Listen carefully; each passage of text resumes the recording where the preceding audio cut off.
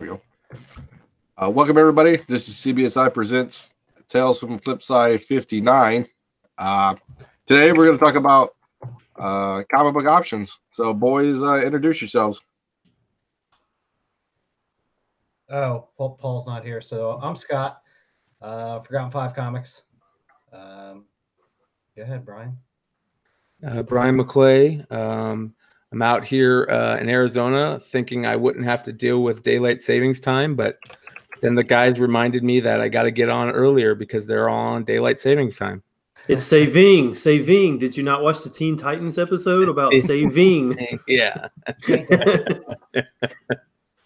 John Z coming from Indiana, which used to be the last holdout state beside Arizona, but we switched a few years ago, so we're in the living nightmare as well. Stupid. So. What's up, guys? Brian, Superman's Comics. Got a great show tonight, and NFL free agency kicked off, and my Redskins are already messing up, in my opinion. But Lions making moves out here. Lions are becoming the Patriots 2.0, baby. Birds are making moves, too. And I'm Ben S. And I got nothing. You got nothing. You've had the last crazy 2 weeks of save some for the sequel. Yeah, we have an inspiring show for you guys tonight. I see a Spawn newsstand back there. Uh-oh. Oh, I picked that up at IndieCon last year. Raw. Nice. What's the grade on that bad boy? 9.8? 9.8. Nice. look at you. I got one of them. Is Spawn 1 going to be on the hot top 10 next week? No, I'm joking. Yeah. And then Hey, Spawn 1 could be on the hot 10 every single week. I cannot believe how much that book sells.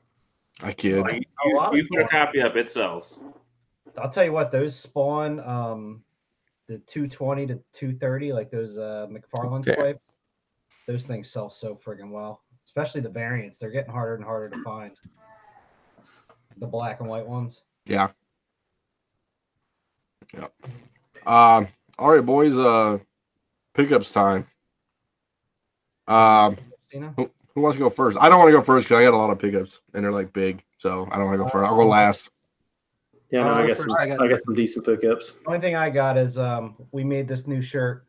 It's a CBSI swag exclusive, the $10 Comic Cop.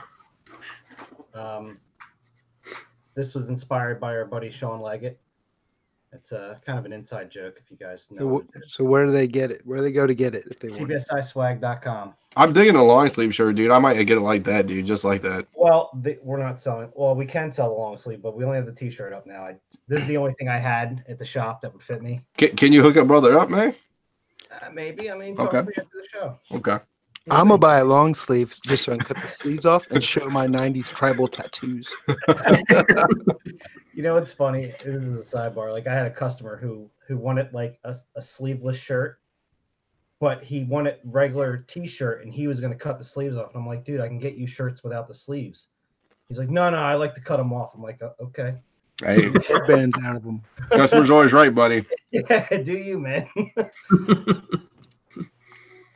That's funny. Who wants to go next?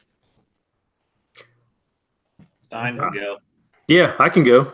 Okay. I can go. All right, so I got some good books this week. Oh goodness. Yeah. Not quite shitty books. Yeah, not quite as big as a couple weeks ago, but still pretty big. All right, I'll just run through these real quick. I left off some of the really cheap ones, but I got a cool Venom number 9.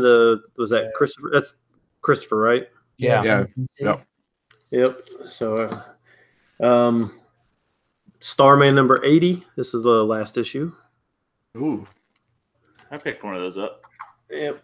I actually picked up 3 different ones, all the direct editions of the Ralph Wiggums with the different I love that one. with That's the cool. yeah. So I got all 3 of the, but the other 2 are already filed away. But yeah, so I got all 3 of those. So now I'm missing 2 of the newsstand bubble variants. I got an October Faction number 1, which I didn't realize they're still selling for like $30. Then I got some horror books here. I got Hack Slash number 1 and number 2. Nice. So you can see those. I got a Chucky number 1. That's Nice. cool. That's actually very cool. I've never seen that cover. Yeah, Devil Deal. these Devil's Due ones are They got some really nice variants. yeah, they're hard to find. I I picked bet up the print run's not more than a couple hundred on the variant. probably not. I picked up a couple more chilling Sabrinas. The variants that I picked up are stored away already, so I didn't feel like going back through the box. It's amazing. My Robert hacks are starting to blow up a little bit. No, I'm just Hey, they should. I'll give you kudos that they're stowed away already because my comics sit in my room for like a month and a half. Well, Right? Like laundry. I'm not kidding. The two stacks I had on my desk for regular and variants I couldn't even see. I was like, I'm gonna knock them over, so I need to get rid of them. I got an X-Force Sex and Violence number 2, the second print, the Delato. Yep. I got an X-Force number 23. The Crochet. Nice. Yep. The Underworld homage. Venom number 24, the Scotty Young. I finally found an Incredible Hulk number 100, the Gray Hulk. Oh, Yep. oh, I'm envious. I got an Image United number 1, the black and white McFarlane Spawn. That looks so nice in black and white. It does. Yeah. I got the colored version. Yeah. This is like I think 1 in 50, something like that. Oh, wow. Harley Quinn number 4, Robot Chicken. Chicken, yeah. Oh yeah. That's a nice $40 book. Oh, here's another one of the Sabrinas, the variants It's like that a creep show homage, isn't it? Yeah, Yeah. Creep Show. Well, and that comic she's reading is a real one. I used to have that sorcery. Oh, is it? I didn't It's know a that. red circle comic. Oh, very cool. I found a Betty and Veronica 267, the Fiona Staples variant. Yeah, I love that book. A Before Watchmen Dr. Manhattan Sinkovich That's nice. variant. What's the condition of all those, you think? I mean, are they like 9-8able, you think? I don't know. This one is, I haven't taken any of them out, but this one has no ticks or anything. Ooh. So it's probably, I know I looked at, or somebody asked me about that Necrotia X-Force, and I did pull that one out, and it's near mint plus. So Nice. Second print of the Amazing Spider-Man 611. Yep. Aren't there a couple different variants of that? Like, I don't know. I think the regular one in the bubble has just like Deadpool's face or something like that. okay. This one, he actually says, "See, Spidey, everything was better in '92," Okay. because he's got all the pouches. Gotcha. I love And Amazing Spider-Man 620, the Deadpool variant for that. And I got 3 more really good ones. A Black Widow Ouch. number 6, the J. Scott Campbell variant. Do not see that book. A Captain Marvel number 1, Gronoff. That one's one of my favorite. Yeah, it is. Yep. And last but not least, I think that's the best Captain Marvel. I agree. I think it is. Last but not least, a Masters of the Universe Wow. Dodson She-Ra variant. That's a grail book for some people. Yeah. I got one for leg on Amazon for $20. He's so happy. So, Ben, yeah, the first print does have just the Deadpool in the word bubble. Okay, yeah, that's what I was thinking, that the second print was the one that had the 'Cause it doesn't say second print on it, right? No, yeah, it does. Yeah. yeah, I think it does. Okay. Yeah, second printing variant. Is it the newsstand one that's different? Isn't there? I remember seeing something that there was a variation of it. I'm not sure. Probably that. Yeah. Anybody else have pickups? I do. Pick up, guys. So I was telling the guys, my local shop owner found a huge old comics shop that had shut down and basically put all their backlog into a storage container. And I was lucky enough to go through some of the books. I only had time to go through like there was like 300 long boxes, and I only had time to go through like, I don't know, 15 or 20 of them. But so basically what I did is I took I think I talked about it last show where I sold $800 worth of stuff on the eBay store. And then the whole plan was to start taking that money and flipping it into something else to sell. And then, for the Gretzky rookie. So I took that $800 and I spent it on stuff I found on that. On not a Gretzky. Yeah. Right. So the crazy stuff is the amount of, the same books that I found. So basically I filled a short box full of $2 books. And this is the type of stuff really, easy sells, like the first Cable stuff. Marvel Age 82 for those on. Yeah, sorry, Marvel Age 82, where instead of calling it Cable, he shows a picture of him and it looks different, but you could tell it's Cable.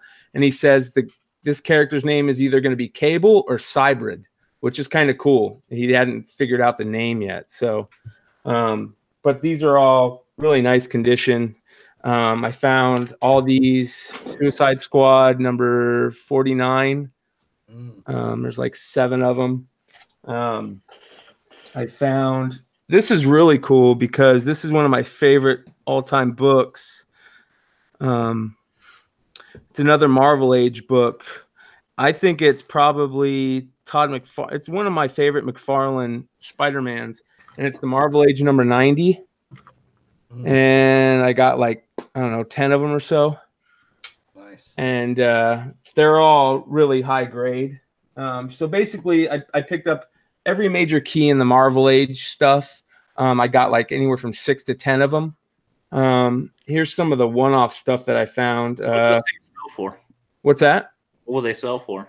I don't know. A 9.8 in that. I haven't seen any on eBay. They sell raw anywhere from like $5 to $15. So I picked up this Swamp Thing number 51. I picked up this Hulk number 248, which a lot of people don't realize it's a Thanos appearance. And then I picked up for all those Darkhawk fans out there, I picked up the Marvel Age 97. I picked up like 10 of those, which is the supposed first appearance of Darkhawk. I picked one of the cool things is I started going through boxes and I found 2 boxes of Turtle stuff. Oh, Paul. And, poor Paul. He had a lot of the later issues, like in the 50s. So I bought a lot of the anywhere from like issue 40 to 59. Mm-hmm. I tried to buy like sells pretty well. Yeah, I tried to buy 2 or 3 copies a piece of those. For $2, I took a chance on a lot of them. But the other cool thing is he had a lot of the Archie books. So I started picking up a lot of the older, the later in the 50s Archie books. And some of the books that I like to collect are anything with UFOs and aliens. And I had never seen this book. Oh, I've seen that one. Yeah. So that was kind of cool. That was number 49. And the Archie run, huh? Yeah, this is the Archie run. And this is a really cool one I'd never seen. This is a cool cover, number 50. And it's got a special poster in it from Eastman and Laird. So I bought a lot of the Archie ones and a lot of the number 50s, a lot of the special series, which I didn't even know they did. There was a lot of really weird Archie Turtle stuff that they did for specials. They did like Marvel did the God, what are they called? The books that tell them like what the characters are, the source books. Yeah, like Raphael's and Donatello's and yeah. So they did source books for those. So I picked up probably half the box of Turtle stuff. The mini series or micro series or whatever. Yeah, all the micro series and stuff. Mm-hmm. I picked up. This is kind of cool. Let's see here. This is an Adam Hughes cover that not a lot of people talk about a lot, and I picked up a bunch of them. The Marvel Age number 129. That's cool. So that's kind of hard to find just because it's older in the Marvel Age run. This is a book that I pick up every time I see it, and I picked up like 3 of these. The first appearance of Superboy Prime. I picked up a couple of these WCW comics, the Sting. Yeah, those are good ones, man. They'll sell. Yeah. And then I picked up a couple of Hellblazer number 27, really nice condition, and it has the insert in it. So that was kind of cool. What's about that one? I don't know what that is.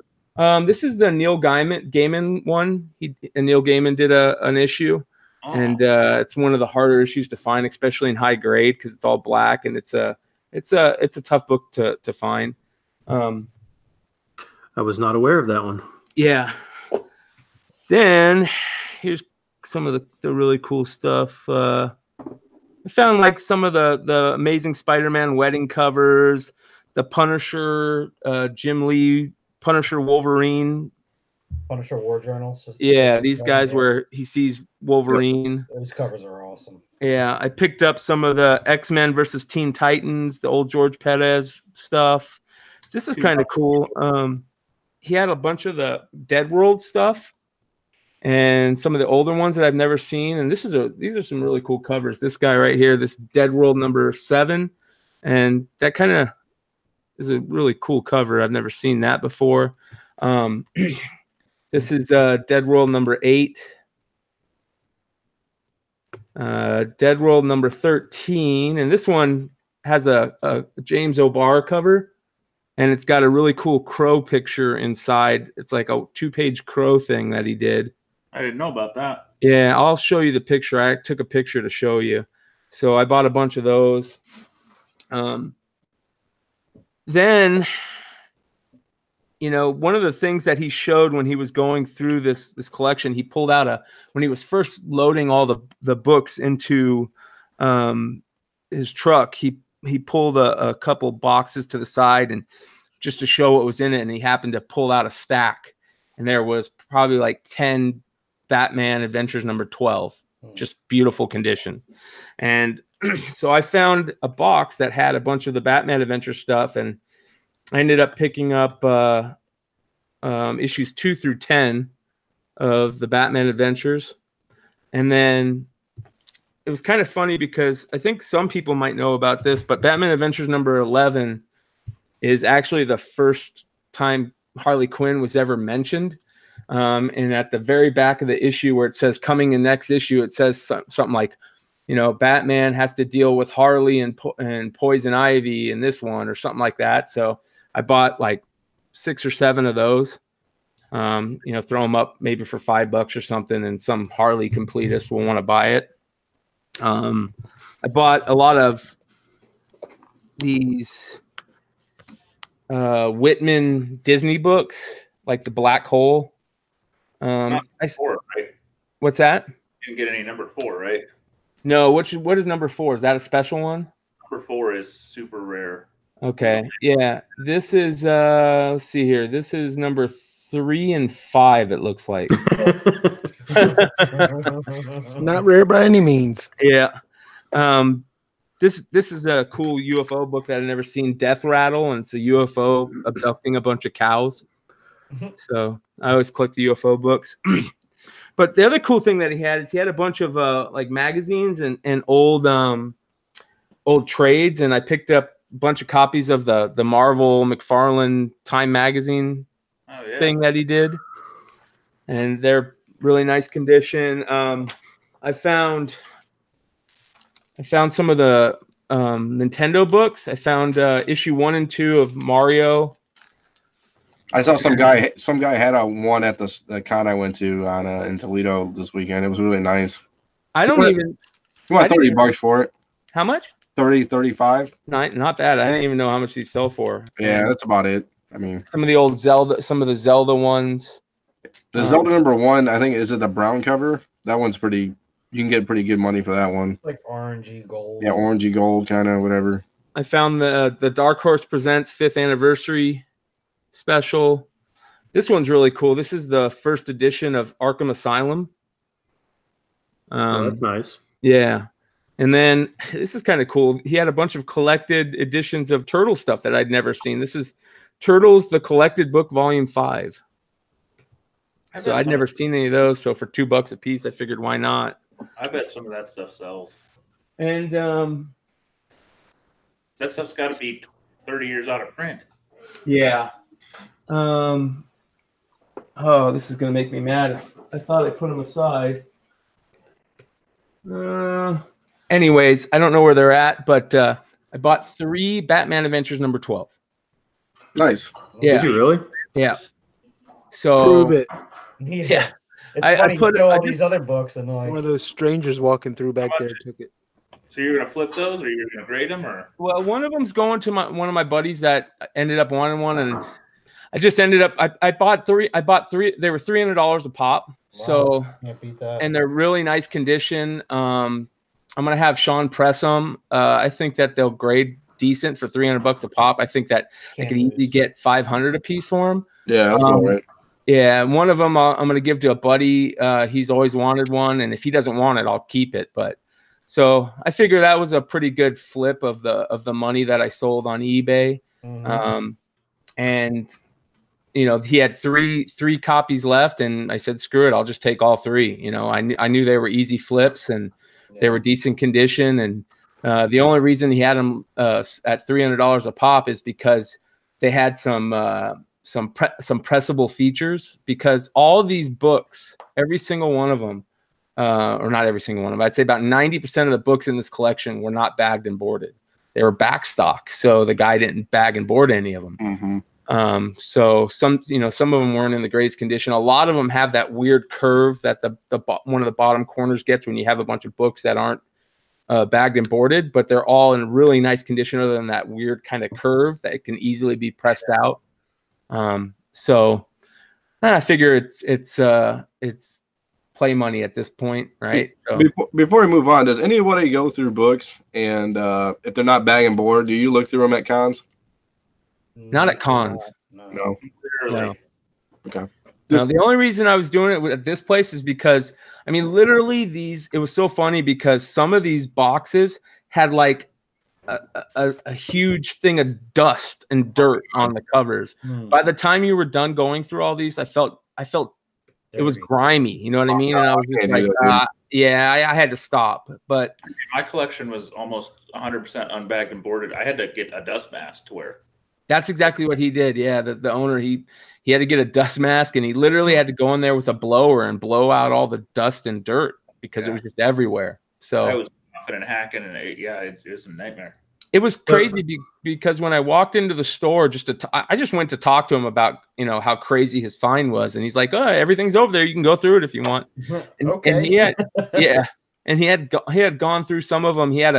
So he had the Batman Adventures 12, of course. He had a stack of first appearance of Rocket Raccoon. He had like 30 of the first appearance of Squirrel Girl. He had, you know, I mean, everything you can think of, anything from 84 to 93, and just Anything that got hot from 93 till now that wasn't hot then. exactly. That's exactly what it was. And it was unbelievable. Some of the stuff that, I mean, some of the stuff that I was going through, I just couldn't believe. I was looking at multiples of them. There was Watchmen, everything but number 1, multiples of them. V for Vendetta, multiples of them. It's got to be a 989. Yeah, if you can get 989able number 9. Okay, when I go back, I'll take a look at them, because I mean, you would open up a short box or a long box, and it would just be, you know, 10 of each book in the run. How much would he sell them for? How much would he sell what for? The Watchmen. I don't know. He charged me $2 a piece for everything other than the Batman Adventures. So Talk to you after the show. Buy them all, Scotty. Yep. So Brian, you're going to use this flip money to bump up your grade now for your Gretzky? Well, so my whole plan the whole time was to like take the initial money that I make and use that to try and buy more and to show the flip. So I'm actually, I mean, you know, Brian Wood was talking about it earlier, and this may be something that would be cool to throw on, you know, our page as a little extra thing, to show people kind of, you know, what I sold something for, and then what, you know, I took that money and bought with it and sold that for, to get to the final goal of that Gretzky. But you know, the Gretzky, the whole key is to get try and get anywhere as close as I can to like a 7.58, you know, Well, PSA 8. Did you see that the single PSA 10 sold this week?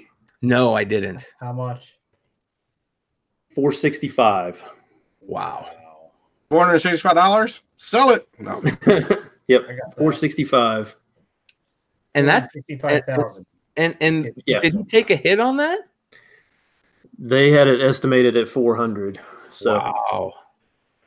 yeah, Unbelievable. People are asking for your eBay there, McClay, but I've had it typed in chat. I don't know if you. I'll be honest. I didn't know that there was only one PSA 10 of that. And you know what's interesting? I bet you that PSA 10 comes from a cut sheet. I'd be very interested to see the corners, It's got the rough edge. Oh, even better. Then it didn't come from a cut sheet. Yes, it's got here. I'll send you the link. Because that's exactly what I'm looking for, is that rough edge. Yes, it's got the left rough edge. It just makes that card look so much more. It has so much more character, and it's so interesting to know that, you know, that's part of those OPC runs. Is this place a really high end place? I guess I've never seen this place. I saw they sent me an email. I'm not sure how I got on their email list. Because they sold a Trout PSA 10 something for like 180,000 or something. So I'm not sure. I'm not sure exactly what else they. Oh, it looks like it's just all sports memorabilia. Absolutely gorgeous. Yeah, it's Absolutely gorgeous. Man, they got a Kareem Abdul-Jabbar Power Memorial Academy class ring for $5 million minimum bid. both Final- edges are rough. Final price was that's $5,000, $31,000. That's crazy. Jesus. That's hilarious that the edges are that rough. I saw it. When I was digging this week, I saw a Kareem Abdul-Jabbar comic book that not about him, that like he was like the writer of or something. And you didn't buy it? I had no idea. I was like, what? I should have just bought it, but just because it was weird. Z, are you next, buddy? Sure. I'll try and go quick. I know we're dragging on tonight. We had a lot of stuff. I bought a Golden Age lot of 50 books on eBay just because it caught my eye. Some of the highlights were here. Just this Millie number 55, Millie model 55 caught my eye. I couldn't find any data on it other than one sale, so I thought that's probably a good book. Nice swimsuit cover. It looks nice. Cool Captain Marvel Wiz 147, which is pretty late issue in the run with the space cover, so couldn't pass that up. Is that with the scrolls? Yeah. Yeah. Pep Comics, any of the ice cream shop ones sell. Cool Donald Duck and the Golden Helmet, which is a nice Barks book. And then a couple other random ones, like there was some Mr. District Attorney, which had some pre-code horror type looking books going on. Those are underrated, man. I think, to be honest with you. I would agree. There was a bunch of Disney and not, the Looney Tunes other crap in there, but there was, about 10 decent books. There are some war books that I didn't show just because of time. Another thing I've been buying, I don't know why, it's the shark cover, the sea cover, but I've been noticing a lot of these classic illustrated have really awesome covers to them. This one's Toilers of the Sea, but it's got a bunch of green tones, got a guy wrestling an octopus. It just pops. So Who wins? You what? Who wins? I didn't read it yet, but I mean, for comics you can pick up for $10 or $20, the covers on some of these are amazing, and nobody's collecting them. Yeah. Do I think they're going to go up? Not really, but if you can buy a really high grade one, a nice comic with a great cover for 70 years old, 60 years old for a few bucks, you may as well do it. I showed this one on Instagram, but this was actually just a correction from Baltimore. They had labeled it wrong. This is Circus Comics Volume 2, number 1 from 1948. As somebody pointed out, it looks like it's got the Flying Graysons on the cover. You'll find tons of copies of Volume 1, but I can't say I've ever seen another Volume 2 sell. I tracked a sale at Heritage a while ago, but that's all that comes up. It seems to be pretty tough to find. But why I bought it is it happens to have 2 pages of Frazetta art in it. And this one actually happens to be a double cover. So everybody that's heard the double clown cover joke, this is it. Why is it cool? Because it has Frazetta art. So it is a one of a kind. Nobody has it. And good luck finding it. You've got it. Yeah. I've watched Ford on and off for years and not seen another. So it's tough. And then one last one was an IG purchase from Live a Bell Collecting. He sold me a nice first Blue Beetle Captain Adam 83 and a Space Adventures 33 first Captain Adam. A little lower grade, but presents beautifully, so I couldn't pass it up. So thank you, man. If you haven't followed him, you should. He one of the best sellers out there. Collectors, has some awesome setup. His comic cave is unbelievable. I keep telling him to post it to the Flipside Fan Cave hashtag just because it is out of this world. Who is this? It's Livi Bell Collecting. He's the one that has like the ottomans in the center, right, with the curios in the back.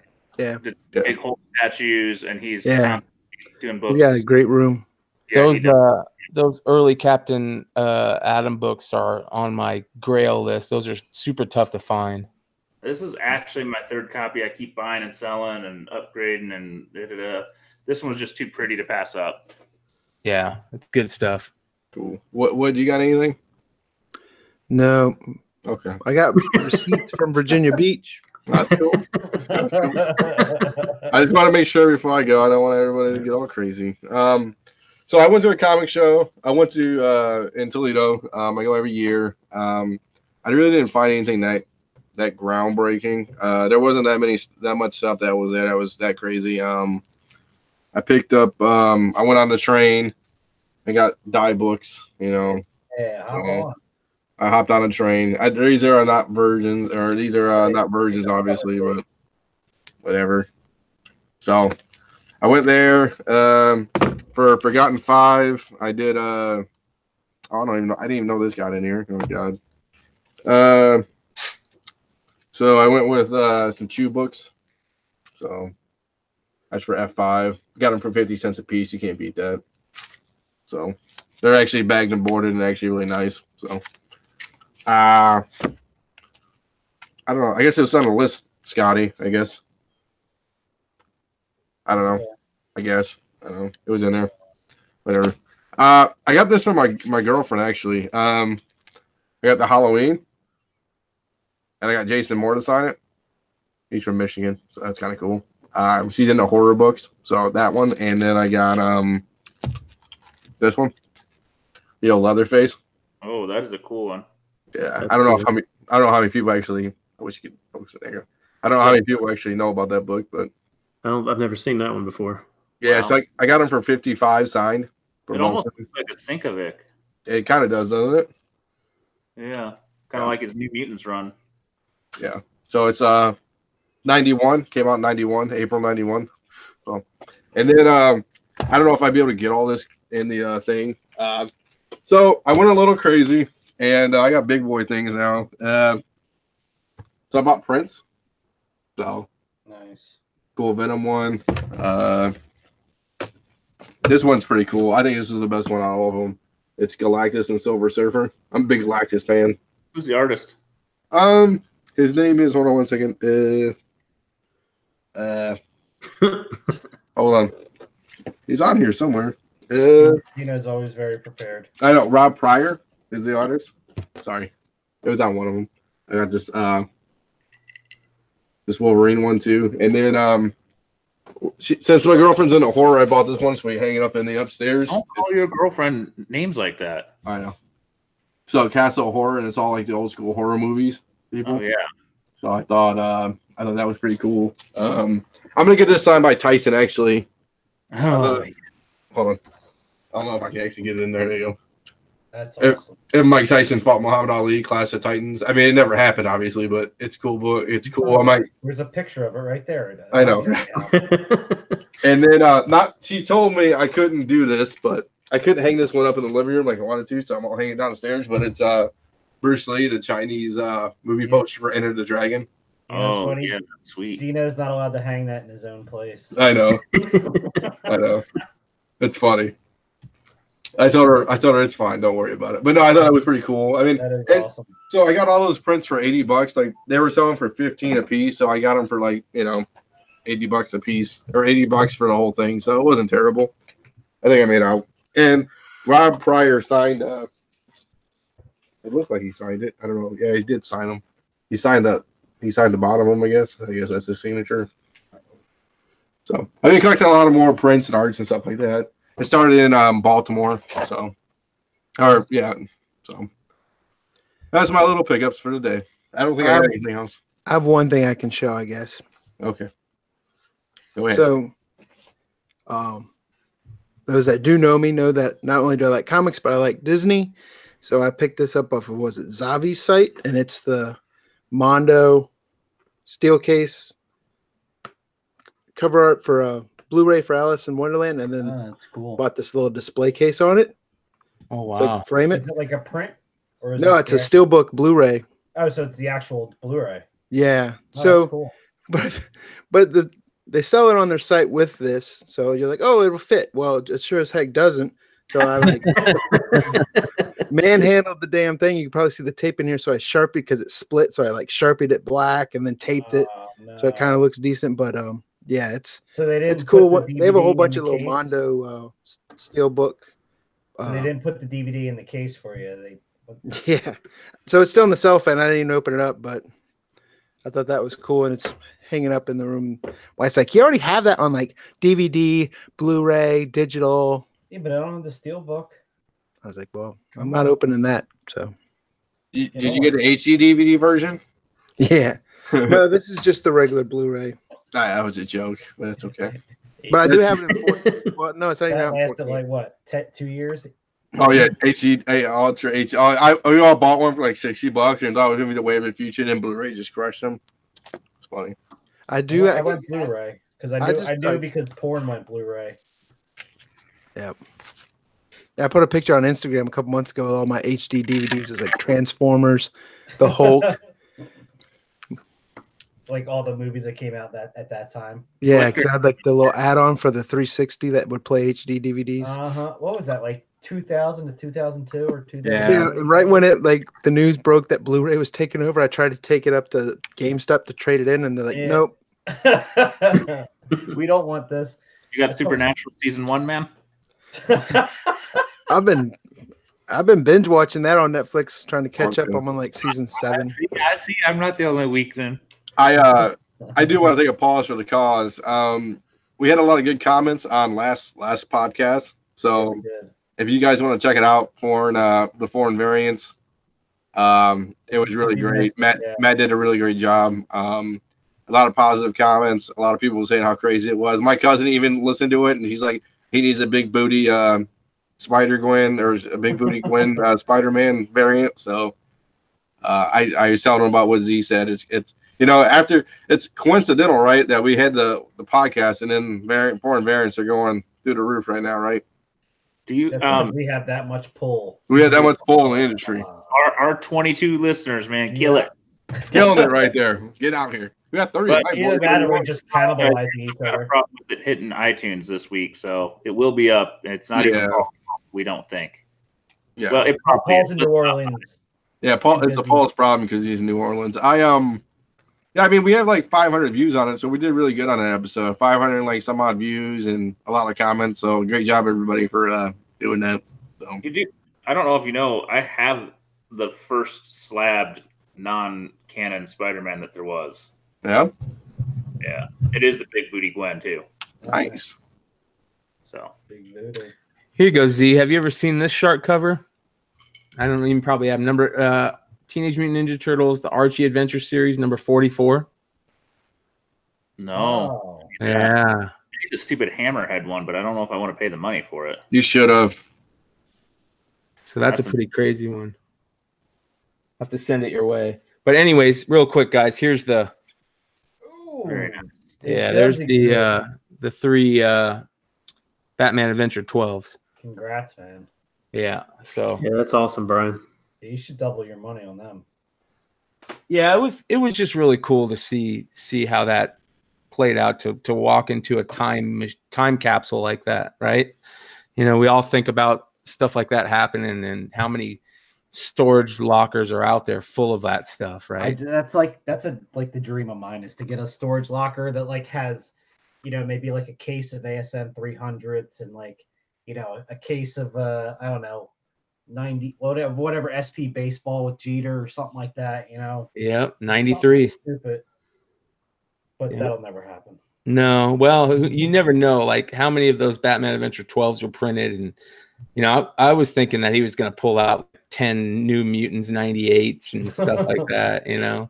Well, that was a hot book, so if the guy had a store open, he probably sold that. Yeah. At least 87 was hot back then. Yes. Well, it's funny because he had a stack of 87s, but they're all the second prints. Yeah, nobody wants the second print.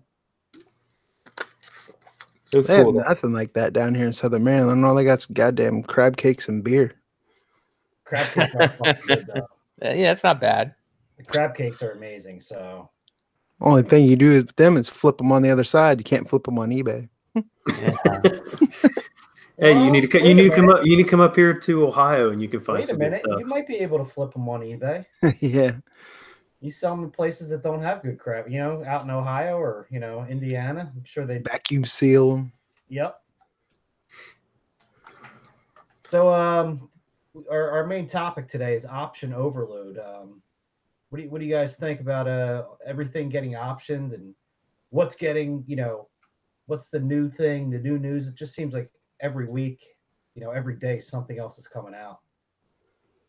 I kind of feel like that a lot of these producers are realizing way too late how good a lot of these comic writers were and are. And I mean, I'm glad it's happening, but when it comes to the speculation part, I think that I'm kind of worried, you know. I think that so many things are getting optioned and are getting hot and don't pan out.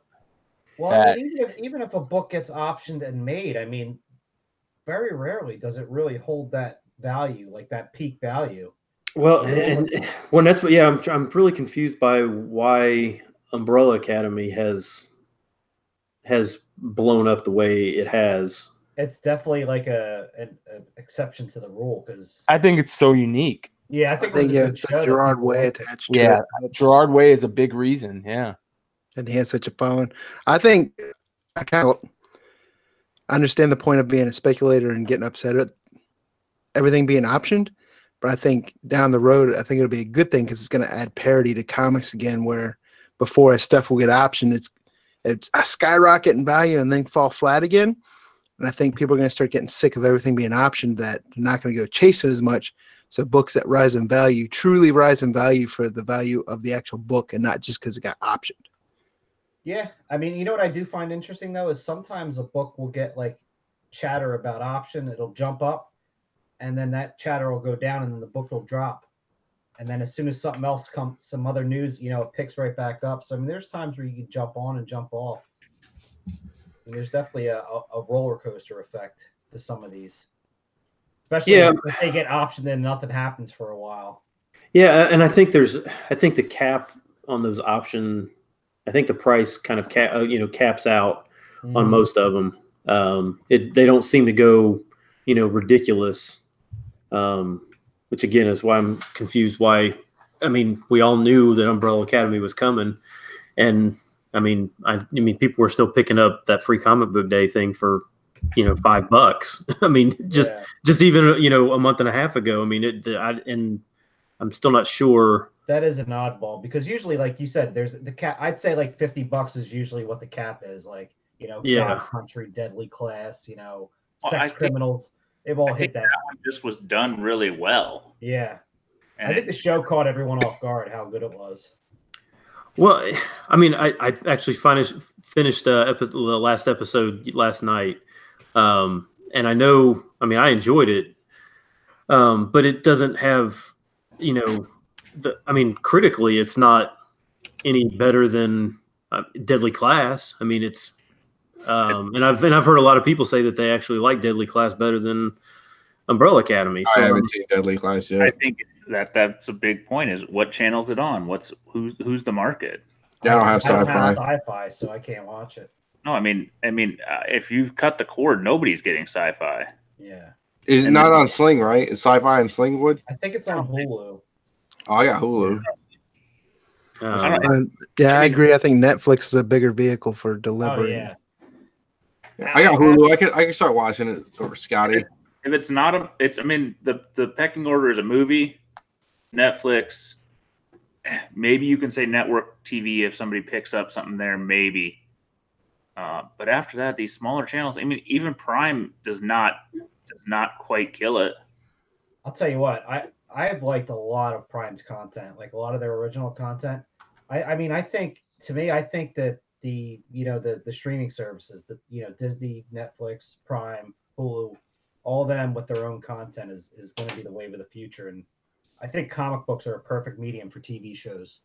They got basically everything written already. The storyboards are done. Like you just have to basically write a screenplay. That's all you got to do. Did you guys see the preview for the Neil Gaiman Good Omen show on Prime, Amazon? Mm-mm. It looks absolutely amazing. It's got that Michael Sheen guy playing an angel, and I forget the Castillo? doctor. What's his name? What? Angel Castillo. No. I don't. You and I are gonna hang out more. Sorry, we're supernatural and I figured that's where it was. If John's laughing at it. We're gonna start to hang out. We're gonna just start talking. And it's got I forget who the actor was that played Mr. Purple. What was that guy's name? oh yeah. Yeah. He plays a demon, and they both have to team up together to find the Antichrist who's gotten loose. And it looks really freaking good. And the main reason that I'm stoked about it is I'm hoping that, this is the second Neil Gaiman thing that's kind of taken off. And if this will push Sandman a little bit more, I'm all for it. I just can't believe that that's something that hasn't been done yet. Why is all these shows have been optioned and Sandman hasn't been? Well, it was tied up for a while. It was tied up in movie rights because what's his name was going to do Joseph Gordon-Levitt. Yeah. I bet money is the issue. Like, I bet these little things are getting gobbled up because it's probably cheap. Like, they look at it as a cheap investment. Hedge their bets and throw shit on the wall and see what sticks. So I'm still going back on it. Is depending on what network it is. I mean, DC Universe is putting out some quality content, but who's seeing it? Like, is anybody subscribing that is already a hardcore comic fan? And I think that's why anything on Netflix has got definitely an easier path to success. I think HBO is probably also still there, but they've been kind of the sleeping giant lately. Yeah, they got HBO Watchmen only does getting ready to come out. They only do big things, so maybe if they took Saga on. Well, I mean, some of those Doom Patrol books did see a bump even on DCU. So yeah, that's more just the comic collector going, "Oh, why did I not get that before?" Mm-hmm.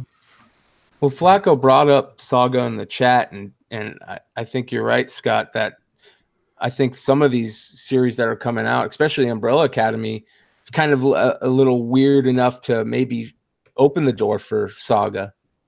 It would. I don't think they realize how big of a hit that would be. If they did it right.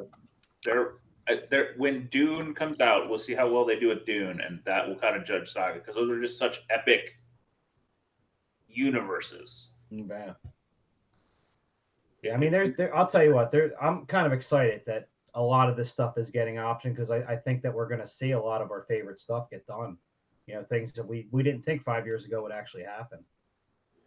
Because why would these movie companies pay to have writers write all this shit and like do the storyboards? Like it's all done. Right. You have everything you need to just go and do a show. Oh, I think Saga One's obviously everybody knows is a budget issue. It has to be like Game of Thrones budget. I think more than that problem. Yeah, but I don't think it's a budget. I think it's Brian K. Vaughan. Until he's ready to do it, because I guarantee you HBO could do it and it could be as popular as Game of Thrones. We were talking about this on the car right back. A lot of people, a lot of creators, and a lot of I don't think was Umbrella Academy actually finished. I don't think it was ever finished, right? Oh yeah, it was a mini series. So was it? yeah, Well, like Walking Dead is still ongoing. I mean, bad point, but like, you know, you start getting. I mean, Walking Dead is still ongoing and stuff, but it's like, you know, they start burning through content faster than the creators can create it. Then they're in La La Land, a la like Game of Thrones. No, but you can't do like you got to understand if you have Marvel Civil War, it's 8 books. That's one movie. Like gets you one season of a show. Yeah. And then if there's no more content, then that's it. Like, you can't just make it up. Well, that's what is Game of Thrones kind of doing? I mean, they're like trying to wait for a book, and it's not happening. Even if that book comes out, he's still got another one to write. It ain't happening. Yeah. Don't even get me started on that. Like they're working on a prequel right now, right? That mother. That guy. No, you know what? Because I read them all, and I finished number 5, and they killed fucking Jon Snow, and I was tired of him just killing people and not advancing the plot. And then the next book, like that was 2010. What 8 years, and we still haven't had another book. Yeah, there's people saying he'll never finish. He's not going to finish. He ain't. Yeah, it's going to be like the Wheel of Time series, right? He's going to die before the last book. Yeah, but at least the Wheel of Time got finished. Yeah, but it got finished by a different author. That's the problem. No, it's not a problem because if you looked into it, most of the books were written. Well, they were outlined. Well, he had a good portion of it written. Yeah, that's another weird thing. I mean, have you ever heard of the Wheel of Time being optioned to be a? I think there's just too much. Yeah, it's just too it took me a year to read the series, so. God, it took me longer than that. Yeah, it's hard enough just to understand the shit on a show, much less on a page. Yeah, I have to like rewatch it and go, oh, that's who they're talking about. Edgar von Lochtenstocken. I recommend the Wheel of Time series to anybody who likes to read. If you don't like to read, because most of the books are 6 to 8, some are 1,000, and there's words on every page, a lot of words. And there's like 9 books, right? 8 books? 14 books. 14, holy cow. Yeah, the last book got broken down into 3. And it was finished by Brandon Sanderson. So if you guys are into fantasy, if anybody knows fantasy, Brandon Sanderson is probably the best writer out there. And when did Robert Jordan die? I think it was 5 years ago, maybe. No, it wasn't that long ago. I think the 12th book, whatever the first one that Sanderson released, came out about 4 or 5 years ago. That's why I got Audible. Well, you say that, Wood. That's how I read all the Game of Thrones, just because it was really easy to listen to it and then download it. And if I was actually reading, I find myself when I'm one of those people that reads, and I find myself reading the words, but not I mean, my mind's going off at different places. So if I'm listening to somebody do it as I'm reading it, I can read faster. But Audible is perfect because you could throw it on in your car, you could throw it on at work, and a lot of those Game of Thrones books, that's how I quote unquote read them or listened to them, was at work. So book 3 of Game of Thrones is one of the best books I ever read. I was really bummed that they left a lot of the cool stuff out, but I also think that George R.R. Martin really, I think the guys, the 2 showrunners, did a good job of saying F you were going on. Yeah, they had to. Yeah, because that's the problem. Martin went so wide out, and he didn't have any plan to get it back together. Yeah, like the whole Lady Stoneheart thing just went off in such a tangent that books 4 and 5 were pretty terrible in my opinion. I feel like he chopped them up, like did 4A and 5B and then 5B, and it didn't make sense the way those books were chopped up. Well, and he's also got those 2 that couple that out of Sweden or whatever that are doing the new books. I think he's grooming them to try and be like the Sanderson, of the Wheel of Time series. So if that is the case, that he ends up passing, because that dude ain't no spring chicken and he ain't in the best of health. But here's my issue. We're already going to have our finale. We're already going to have so you're not going to be able to make an impact on people. No, you're right. Even if you do something different, people are going to be like, well, that's not what happened first. So I'm already going with what I saw. I'm really surprised he let him do it. I don't think he had a plan to finish it, honestly. Because 4 and 5 took so long to come out, and they were so crappy. Yeah, I want to say like 12 years or something like that. Yeah, it was like 6 years between 4, and then like 5 or 6 between 5. Yeah. Maybe he ran out of shrooms. Yeah. Yeah. You know what? I hate it when that happens. Sometimes let somebody else take it over and let them run. Well, I think what happened is he got that HBO money, and he said, "Fuck it, I don't need." You on a yacht, yo? Yeah, he's living a good He's life. on a man. boat. I don't blame. I guess I don't blame him, but I mean, it sucks because I was a really big fan of his up until book 5, and then having to wait this long and basically coming to the conclusion that it's not happening now. Like even if book 6 comes out, like 7's not going to come out. Like that guy. I hate to say it, but he ain't going to live to.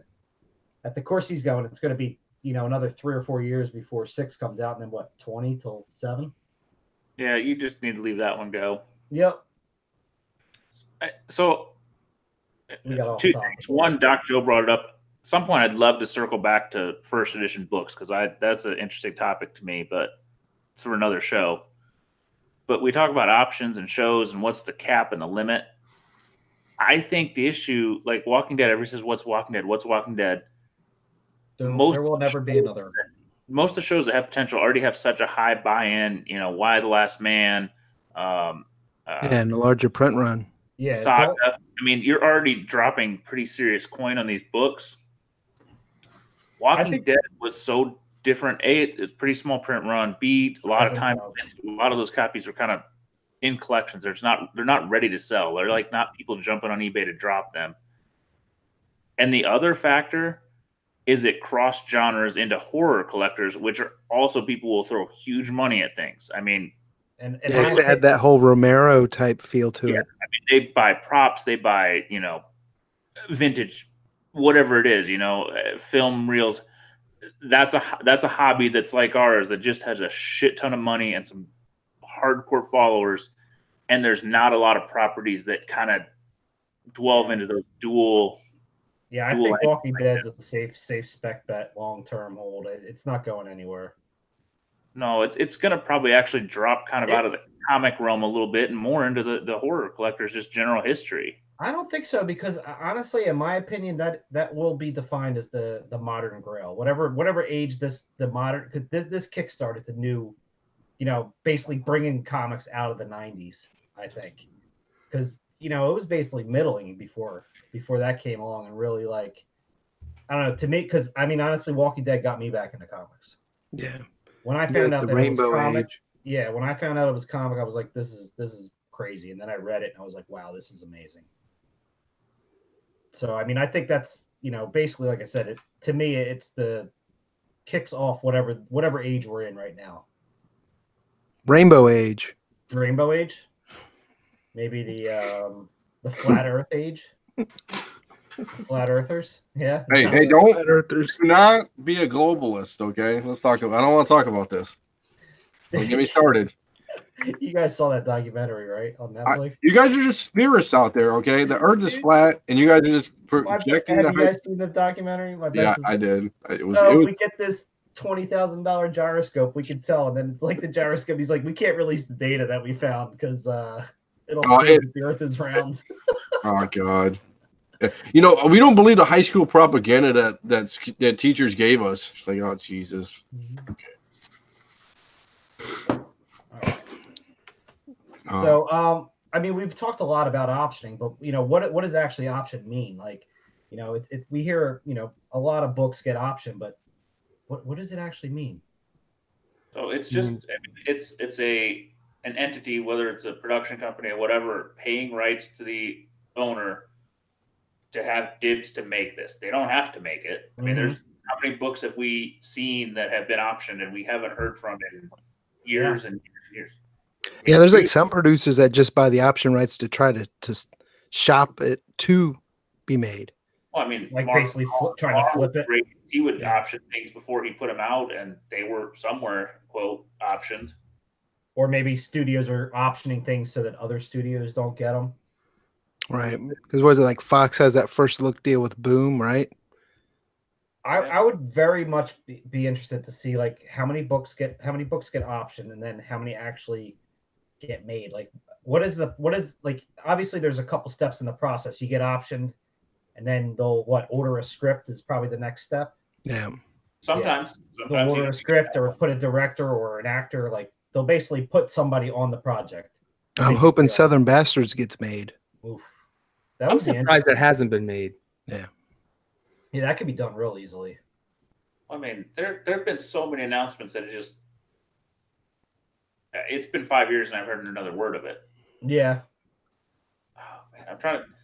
Dead World. Dead World is one that I remember being on Dip's list for at least 5 years now. I got one for you. Remember Clone? What? Clone? Yeah, Clone. That was like one of the first books to really get optioned back in the day. Ghosted and Scarlet. Scarlet, yeah. Thief of Thieves. Thief of Thieves. I got one for you. Here's a really old school one. Six Gun. Yeah. Oh wow. Well, they went as far as to like make the pilot for that. I believe was it ABC or? Well, that book shot up. That was one of the first really speculating books for shows that have been optioned. Was that Six Gun? Because it was like right after Walking Dead. Then it was like Six Gun, Peter Panzerfaust, Chew. Yeah. Yep. I think the moral of the story here is don't That chase. just didn't go anywhere. What was that? Choose an epic one that's got nowhere. Yeah, I'm really surprised on that. I mean, you figured once Glenn was killed off, right? Because wasn't he attached to it? What was his name? The guy who played Glenn in Walking Dead. Because it was going to be a movie, and then they're talking about an animated movie or an animated show. And I'm just always confused why anybody would chase these options anyway. Yeah. I mean, even if it does get made, I mean, there's been a bunch of them that have. I mean, Men in Black had a great movie run, and their books aren't worth anything. I mean, I don't. Why is anybody chasing any of these independent? Well, those Aircell books are worth something. I know why. But do you get them cheap enough? Dude, does it even matter if you get them for I know $1 why people are chasing them. It's because those Men in Black. Yeah, those Aircell Men in Black books are worth a pretty penny. Not huge though. I mean, it's not. They're not. I mean, when you're talking about independent books that have actually been made. Yeah, I mean, you're talking Walking Dead, Turtles, Deadly Class. No, it's not that much. I mean, let's talk about what books seriously are in the 4-figure zone because of being made into a property. Walking Dead's number one. The Turtles. I'm going to throw the Crow out there because that's crossed the 4-figure mark. Good for you. Yeah, that's the only reason he's asked that. Spawn 1 would have been if it wasn't such a high print run and it's sold every day. I mean, Outcast. No, I mean, it's maybe it. I don't know if there are anymore. But you got to think though, boys. Let's not take the 3-figure mark or 4-figure mark. How many people are flipping $1 books at $5 books and think that's a successful flip? You know, the Tick has also hit that number in a 9.8 barely. So here's what annoys me is you get these people online all the time that are like, oh, we're just talking shit about all these other people because we're protecting the buyers of the comics and the comic readers. But then as soon as something gets optioned, they're going out buying all these things. And who are they flipping them to? They're flipping them to the regular moviegoer who might want to go say, hey, I want to see what this comic's about. And then now they're preying on the same people that they're sitting there saying they're freaking protecting. And it's freaking BS. I think we have a phrase for that. Are you saying $1 a comic? And we have a T-shirt for it. Very topical. Yeah, I just think anybody who's spending big money, even on, I mean, I loved Umbrella. I mean, I thought it was great, but anybody who's spending big money on non-DC or Marvel is, I mean, you're towing a very, very fine line because they just don't have any history to back it up. Even once it gets made, there's several movies that have come out that were independent that, I mean, the books aren't worth anything. Sin City. Sin City. The one with Viggo Mortensen, where he was History of Violence, Road history of Violence, 30 Days a Night. Yeah, I mean, there's you think there's a ton of books that have been made, and they're just not they're not an investment. So I mean, it's great if people are making money off of it, but I don't know. I think there's a fine line. Unless you're getting it cheap, like maybe cover, maybe right. Maybe I mean, double cover if you want to like stretch it, but I think the key thing is just be cautious.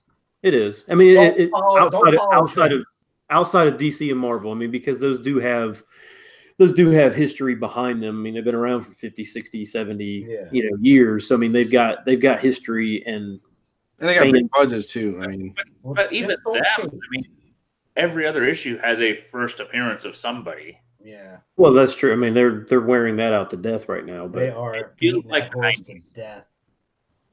I think rarity is king. We're getting a bunch of cardiacs. The what? Exactly. Freaking like right before before Carnage, Cardiac and Spider-Man. We're getting a bunch of those. Like, just hey, it's a new character. Hey, it's a new character that we will never use again. Yeah. I saw they're relaunching Miss Marvel again. Like, how many number ones has Kamala Khan had? 4? Is it 4 now? Less than others. Yeah, but she's only been around for 4 years. Well, like, actually, how do you not just keep the series running? Like, I don't understand that. They can't do that.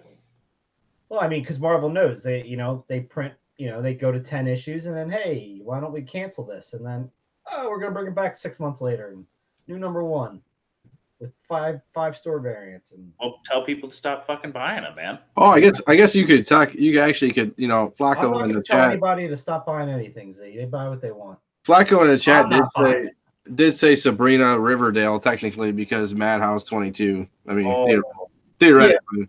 Well, yeah, hey, that's a different beast, but yeah. I mean that's not popular because of the show. That's a Silver Age. That's a Silver Age exclusion, but yeah, I'll give you it. Yeah. I like how he brought up Goon and Bone, and those haven't been made yet, right? So. All right, we did forget about Bone. I mean, I think rarity is key. Yeah. With a lot of rarity's always gonna be key. That's why Ninja Turtles is so high up there. Tales from the Thorn, Tales from the Lantern, or whatever that first Bone appearance. That's why that's like 7,500 print run. Yeah, that's why that's a $30,000 book, or raw. Well, that's what somebody has it listed for. Well, you show me another person out there that's got one. That's the only problem.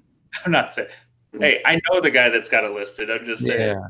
Well, the problem too is like, especially when you start to get to newer titles, like even Saga. I mean, there's a lot of 9/8 out there of that. I mean, even if it did get made, I don't see it going to. I mean, there's just so many. I mean, even the newer titles. I mean, unless somebody really slept on something, the whole comic book community slept on a book. I don't. Like you said, rarity is key. I mean, like let's take the new hot book that's out, right? Die, right? Mm-hmm. I mean, if that ever got made or whatever, I mean, how many Die number ones do you think are out there?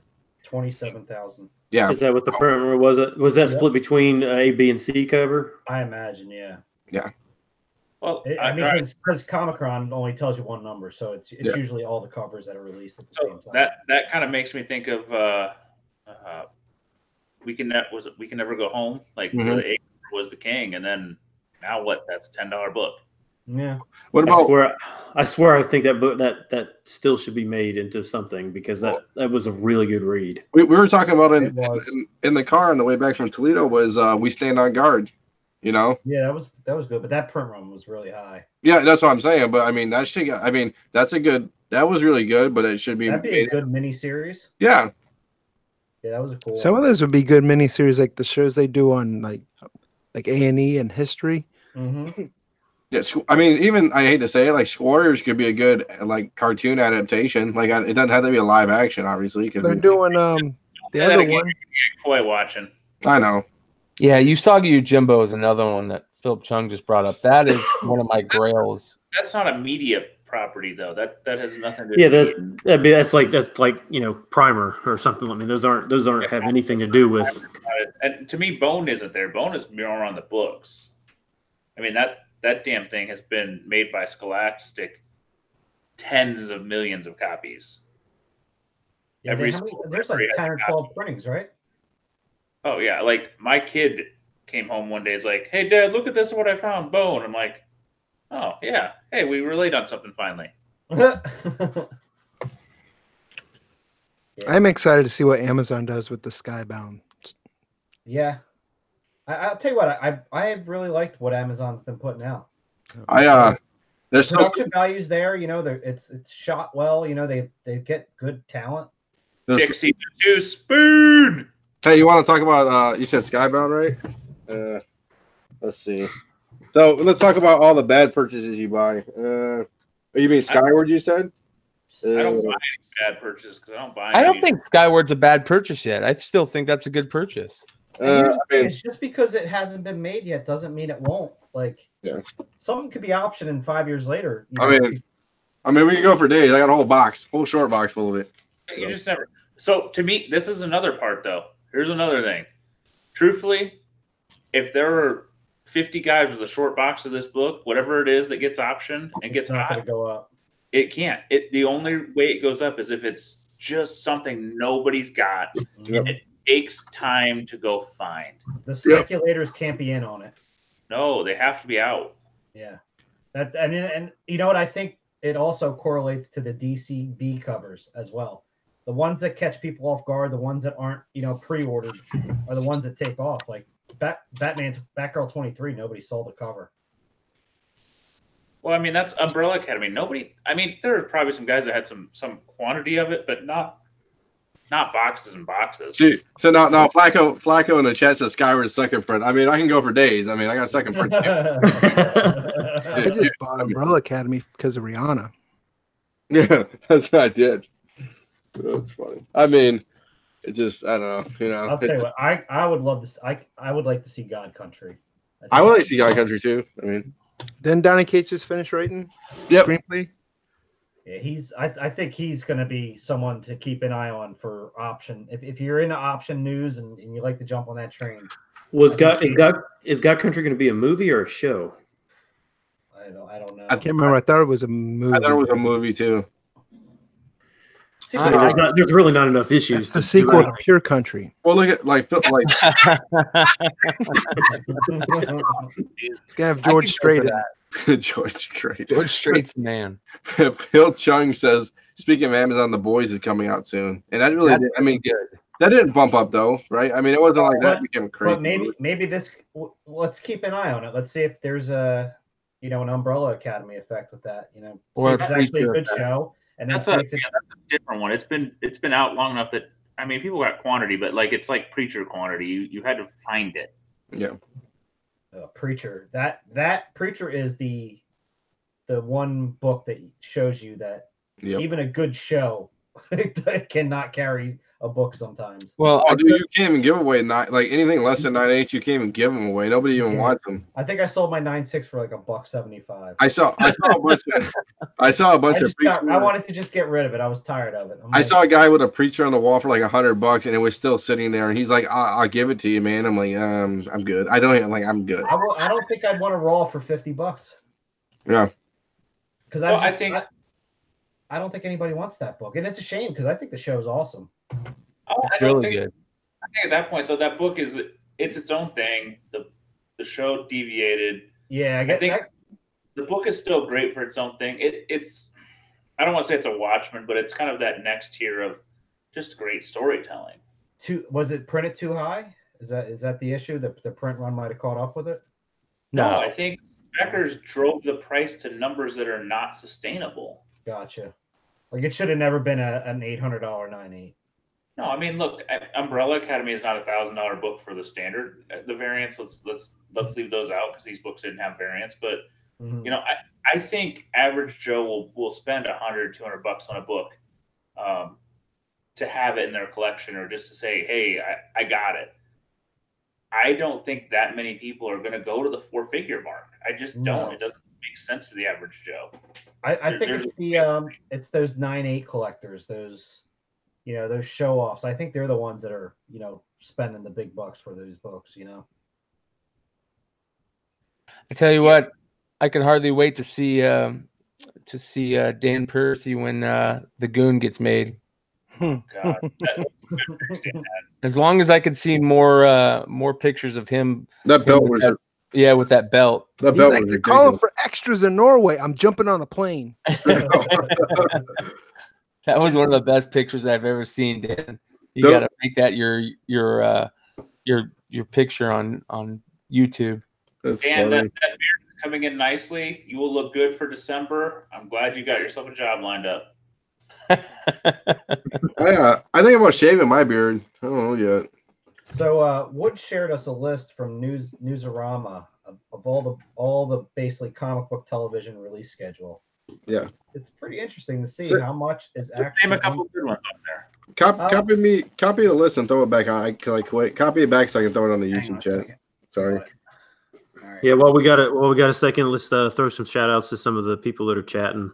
Dan Piercy, Phil Chung, Flacco, Mr. D, George I Sidriopoulos. think Dr. Joe's in there somewhere. Yeah, Doc Joe. Who else is in there? Lebednik. Comics Bueller, Discovery Bay Comics, I think. Look who shows up, Emiliano. Mil- Yeah, Ran- Shout outs. Check Yeah, it out, Emiliano. Yeah, thanks guys. Thanks for commenting and Fordham's on there. yeah, Fordham. I Mike see he's on Z. there. Mike Z. Some guy named Mike Zurcher. I don't know who that is. Yeah. We can't acknowledge Ozzy very often. He's a flat earther. Come on, buddy. Come on, my little kick here. He's like, the earth just feels flat when I'm walking on my mail route. Never ends. There's the comic chief. Keep commenting because I didn't go back that far. Yeah. Oh, wait. Raising Dion. That's one I forgot all about on Netflix. Like Well, Deion it's Sanders. interesting because this list is broken down because we got currently airing, which is everything that's on now. They got a couple for 2019, DC Superhero Girls, Happy Season 2, which I'm looking forward to. That was pretty Happy good. was the was pleasant surprise of my year. That I didn't know anything about it, and I watched episode 1. I was like, "What the fuck is this?" I Blew can't my mind. believe I Zombies on season 5. Yeah, that's wild. Remember how hot that book was? I mean, that's another one that died, right? Yeah, what was the other one that was on FX? The Guillermo del Toro. Was it Zombie? Not Zombie Nation. It was a man. It went real high like that summer, like the 90s. So I'm just looking at ones on Empire of real, the Dead. I gotta find it. Yeah, Real TV. Empire. Yeah, it was Empire. I remember. Well, but the next part is unspecified 2019. So I guess they're saying it at some point in 2019. Sorry, Strain. Yeah. Brian Smith put it in the chat. Yeah, that book. Remember when that was coming out? Oh my god, that was like $100 book. Oh yeah. Now you can't give it away. No. So here's some notable things supposedly coming out this year. Watchmen on HBO. Looks like DC Universe has a couple good ones. Swamp Thing, Harley Quinn, Stargirl. Yeah, the Harley Quinn's gonna be an R-rated cartoon, right? Oh, it is. Yeah, that should be interesting. I thought I thought that one that was based on that Joe Hill, the Wraith. It was like a letter and numbers. I thought that was like coming out like in a couple weeks, and that's not even on there. I'm excited. Honestly, I hate to say it. I'm excited for the Rocketeer. I wonder how Disney Junior is going to take it. That's probably going to be a cartoon now, right? Yeah, that's what I think. That's what I would assume. Like, I'm really excited to see Wicked and Divine on that list. That's one of my favorite all-time books. That? Is that coming up? in development. 2020 in development is where the interesting stuff is. Dude, Wicked and Divine is the in development is interesting. There's you got looking at the big networks. Stumptown is at ABC. I don't even really know what that's about, but I've seen some chatter. You got Secret Six at CBS. That's Jupiter's cool. Legacy. That's probably Nail Biter's going to be a good one. Oh, Nail Biter. That was a creepy fucking read.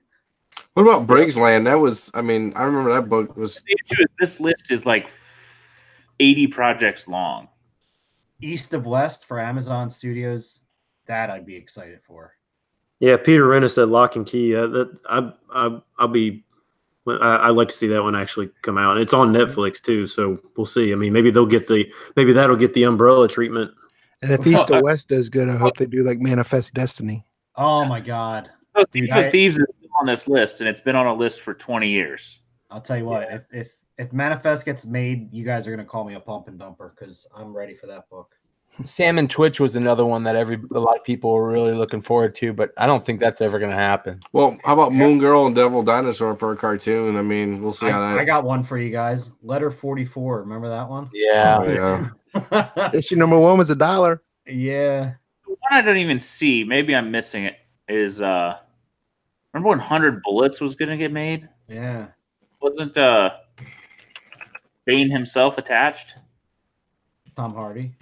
Yeah, and that's not even anywhere to be It's seen not on now. this list at all, no. Huh. So the only book that stands out to me is real interesting long term, Invincible, just because that dang thing it's got a cult like following at this point. And they have enough. So material damn to hard go to through. find. All right, you guys ready for this one? I remember because I kind of was just getting into. Remember Witches? Yes. Yeah. Yeah. Yeah, So I mean, that ICC variant for about 6 weeks was the shit. People were selling kid. dude, and then they didn't even do anything with it. Just purchased the rights and shelved it. Here's What one about that- Bunker? Here's one I'm gonna recommend if it ever gets made. Velvet. That's a great friggin' read. If anybody's never read that, I highly Velvet recommend. and Lazarus are both. Yeah.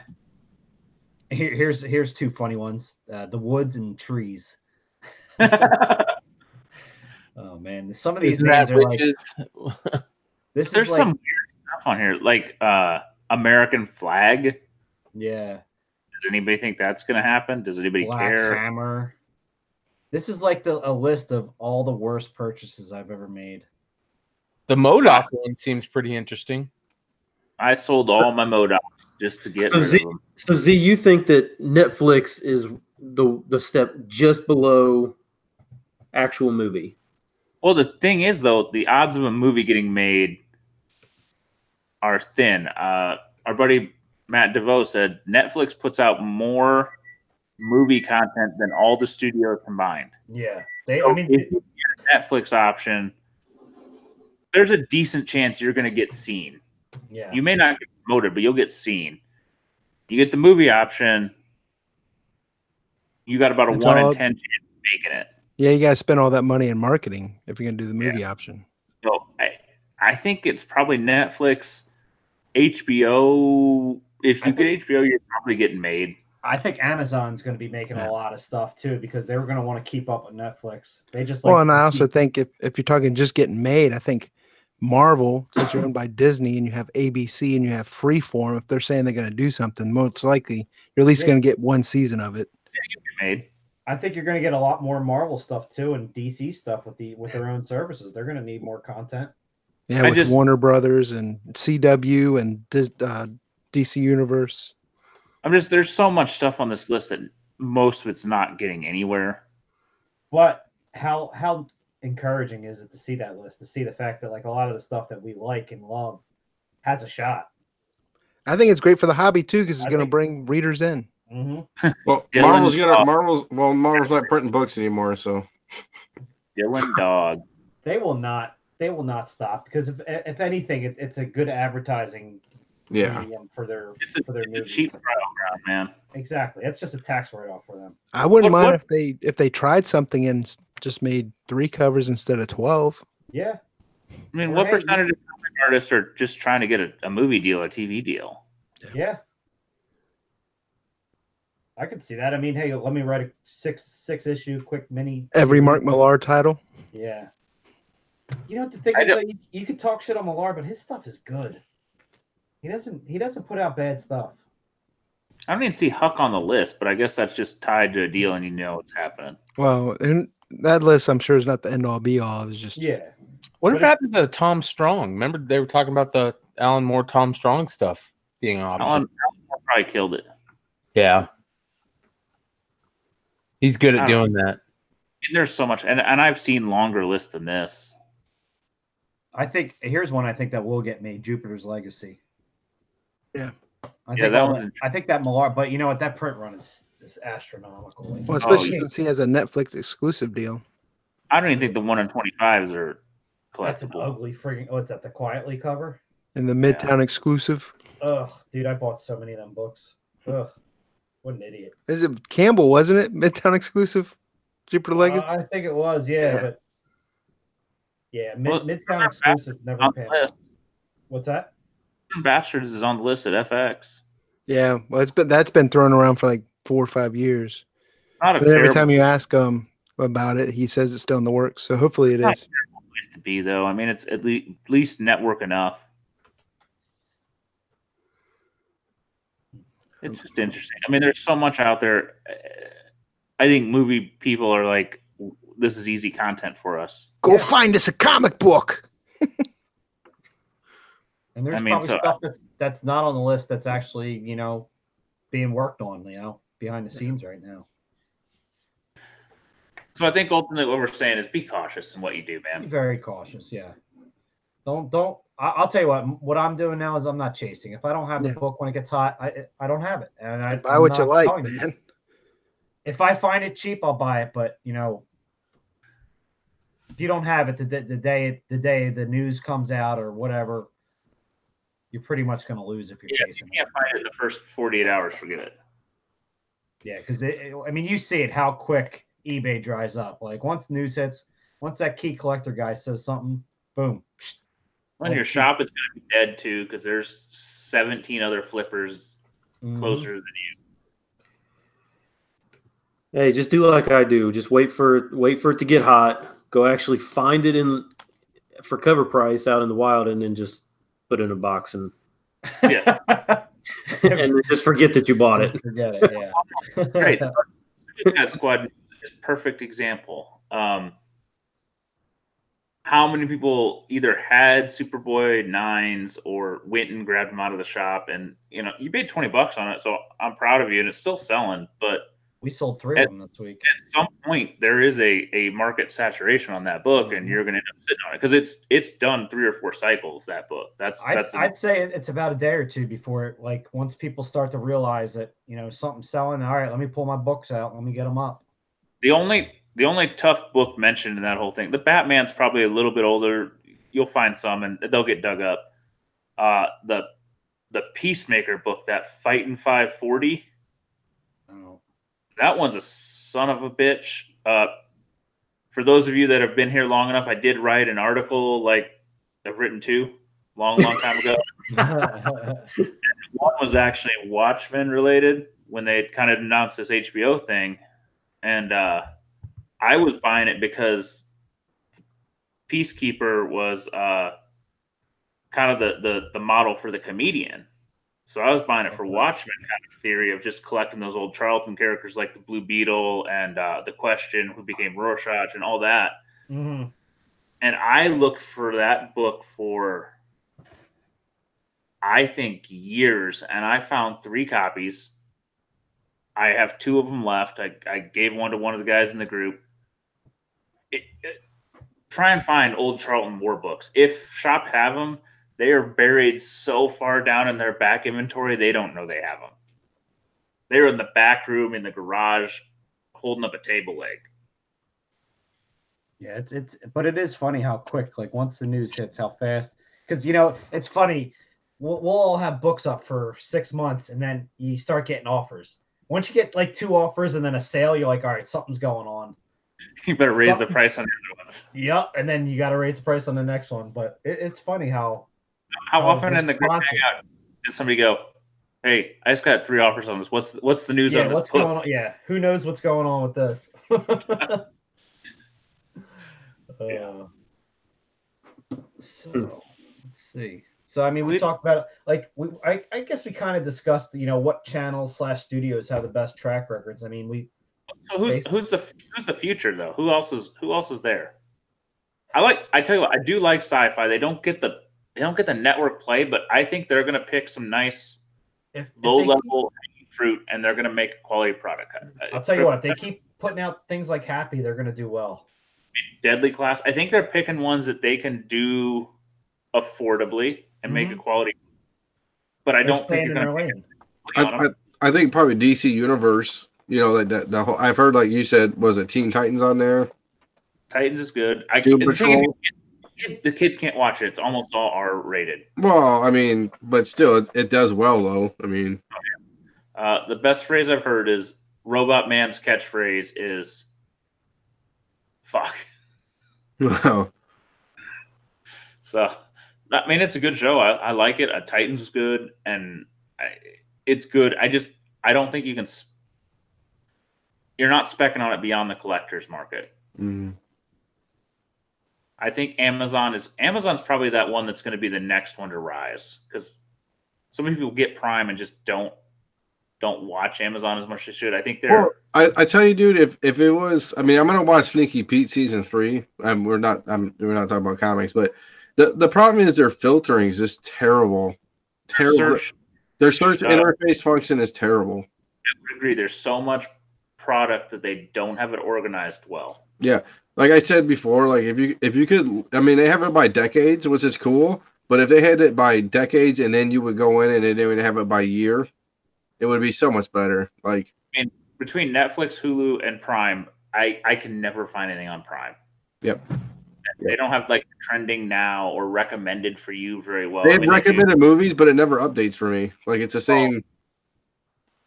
No, if Prime would get that right, I think they would drive some more movement. I would fully agree. Yeah. No, I agree too. It's terrible. Let's see. What else we got, boys? We got real quick, I want to talk about printing plates, and let me bring up, I can't remember who sent the do you guys remember who sent the question about printing plates? I think Wood posted in the chat. I probably should have been really good about looking at that. But we had a listener ask us about what we thought about printing plates in the card market. And and one of the things that these card companies have just recently started doing, it was actually I am hashtag on Instagram. His question was, since you guys talk a lot about cards, can you guys shed some light on collecting printing plates on your podcast? Yay or nay? I saw LeBron James rookie posted for 800, so it got me wondering. And I take a different. I don't like print plates. Yeah, I was gonna say maybe explain what a printing plate is, first, Brian. Yeah, because people may not have any idea. So the printing plates didn't start becoming a thing till probably maybe 10 years ago, 2005. I think was about where they started showing up. And when a card is made, there's 4 different printing plates that are made to make a card: cyan, magenta, purple. Wait, let's see here. Cyan, magenta. Anyways, there's 4 colors that make a card, and black, cyan, magenta, and yellow. And that's basically what they do is they shine a light on those printing plates, and that transfers that picture onto the cardboard to make the card. Now, around 2005, some of the companies, I want to say it was Topps, was one of the first companies to start putting them out there. They would randomly put the printing plates in packages, and they were all one of ones, obviously, because you only had one of each color to make the card. Where'd you go with that on the right? I'm sorry, I'm trying to cut you off. You see the eBay link there? Yeah. Okay, I can post it in the chat so people understand it. Yeah. So, get the printing. The thing about them is they are one of ones, and they just they don't look as crisp, obviously, as the final product, because they're only the one color. And I think what we've talked about on the show, we talked about the 1990 Topps Frank Thomas No Name on Front Air. Mm-hmm. And that card, the reason that error happened, I believe, had to do with the printing plates at the time. They forgot to on the first run of the series, they forgot to use the black printing plate on that card. So it didn't, and none of the black colors for the names and the positions got printed on the cards. But anyway, so basically you have four printing plates for every card that's produced. Each one of them are one of ones. Brian, do you have is somebody in your basement distressed and doing the SOS? Look behind you. Oh yeah, it's my light. You like that? Someone's in the basement, like playing with the electric. I told you it's that fucking ghost, man. Hey, you told him to chip it on the electric bill. Jeez. I brought that damn ghost home, man.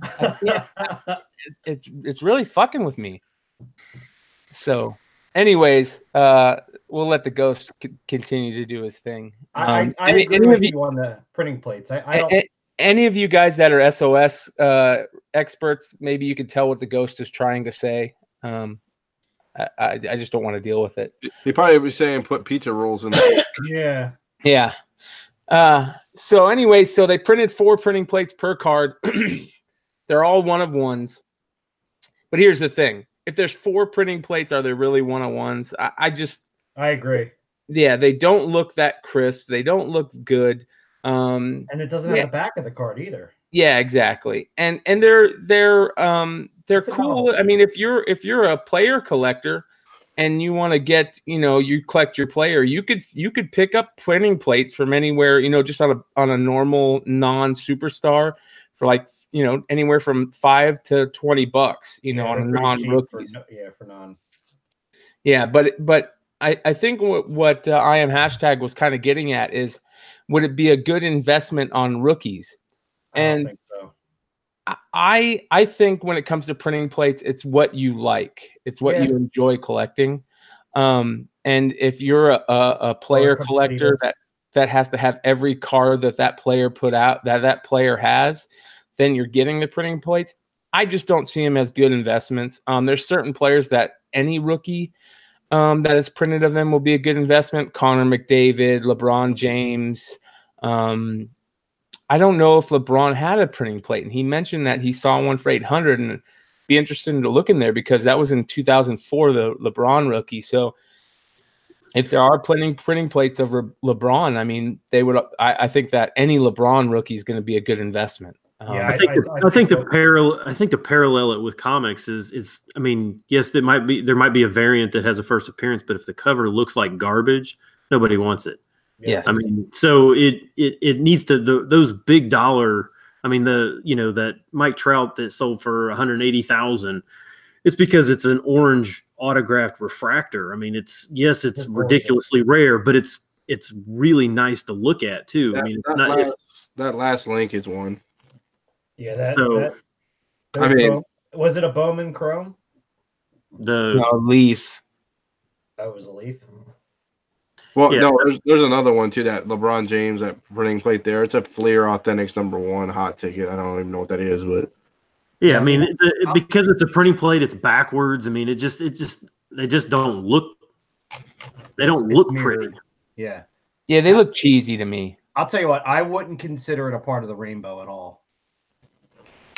Yeah, I mean, they're out there. I mean, here's another one. I mean, yeah, I mean, you can get them. I mean, they're not that rare, but he says a 1-of-1. I don't even know if that's even right. LeBron James, Cleveland Cavaliers printing plate, great detail. They're all 1-of-1s because there was only one printing plate. So I have a thought on rookies and what types of cards to collect for rookies nowadays.